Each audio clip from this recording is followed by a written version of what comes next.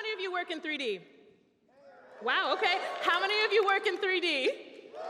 There we go. Well, if you do, you know that making 3D look realistic is really, really hard. Here to help solve that problem, we've got Yannick Holt-Jeffrey with Beyond the Scene. Let's give Yannick a hand.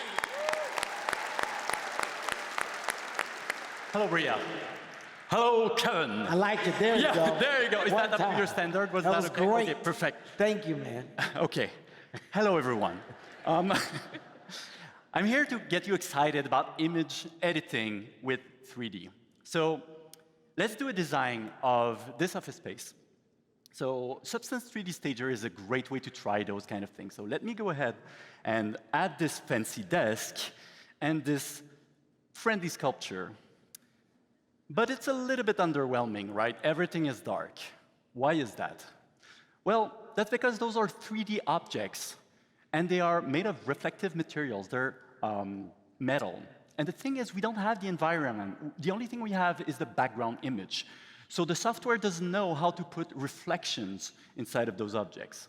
Is there a way to fix this?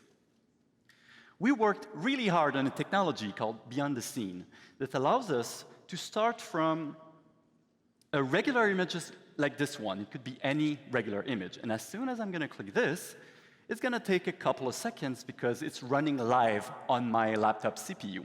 And we're going to see a full 360 panorama appear, where the front of the panorama is the image, but everywhere in the back is generated by an AI powered by Sensei. So all of this is drawn automatically by an AI.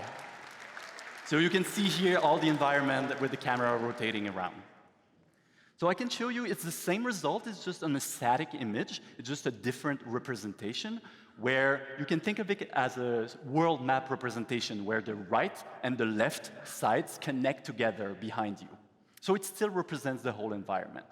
We can push this one step further and generate a full 3D immersive scene ready for VR experiences. So all of this happened from a single image and from a single button. Bear in mind with me here, I pre-computed all of this because 3D processing takes a couple of minutes and you don't want to wait for me to do that on stage. But the key thing is the same. There's only a single button to generate a full 3D layout that you can toy around with afterwards. So let me get back to this panoramic image, save it, and get back to Stager. Now, I can import this panorama as a light. And by doing so, it's going to tell Stager to use the panorama for reflections. And as soon as the panorama will light up, this is the power of real demos, everyone. Give me one little second. You got it, Yannick. Thank you, everyone. It's pressure, I understand. Take of course. No, that's okay, man. That's okay. Let me just redo the same. I would probably shit on myself. I would have. A lot of pressure. I understand it. Yeah, you got it. Yeah, my computer feels the pressure. That's the thing. That's just like a printer. Each time you want the printer to work, it's like never working. Never. There you go. Sorry about that. Back on track. Whew. Poof. I'm saved. I still have my job. So. Oh, thank you. So I want to bring your attention on the head of the sculpture here, where you can see a door appearing, paintings, and all of this was plausibly invented and drawn by the AI, basically. So it does not only work for office environments, it also works with vacation pictures, if I successfully load them this time. And once it's finished loading, I will add a little bit of a futuristic look to it. There we go. And as I add a bunch of butts, that's maybe the future of DoorDash or something like that, we've got the same problem. All the top of the butts are all metallic, and everything is dark. So just before coming up on stage, I already computed a panorama using this background image. If you let me load it, and as soon as it's loaded, you can see the whole image lights up.